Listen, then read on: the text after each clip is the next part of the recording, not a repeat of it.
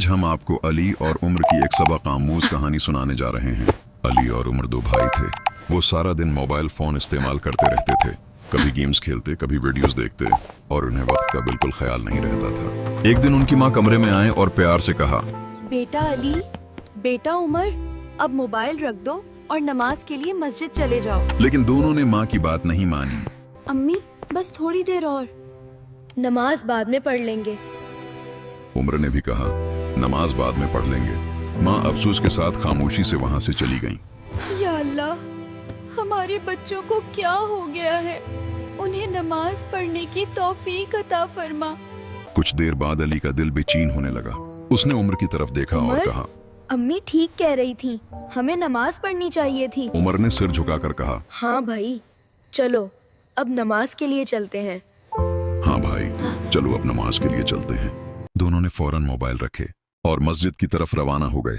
अचानक उनके सामने एक खौफनाक मखलूक आ गई जो जिन की शक्ल में थी। वो डरावनी आवाज में बोला, कहाँ जा रहे हो?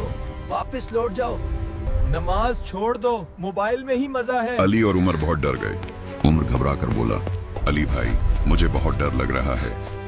अली भाई, मुझे बहुत डर लग रहा है। इसी लम्हे अली को एहसास हुआ कि ये शैतान है जो उन्हें नमाज से रोकना चाहता है। अली ने हिम्मत करके बुलंद आवाज में कहा, औज़ु बिल्लाहि मिनश शैतानिर रजीम।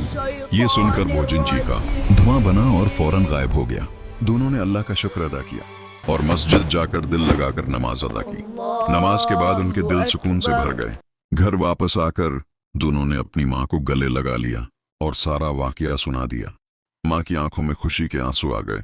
उन्होंने प्यार से कहा, मुझे मेरे तुम बच्चों, पर फख्र है। अल्लाह तुम्हें हमेशा नेक और नमाजी रखे।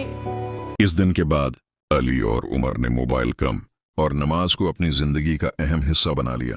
रातों को जागना, गलत चीजें देखना और वक्त जाया करना इंसान को खुद शैतान के जाल में ले जाता है। मगर जिसका दिल ईमान से रोशन हो, नीली आंखें और हजार फितने भी उसे शिकस्त नहीं दे सकते।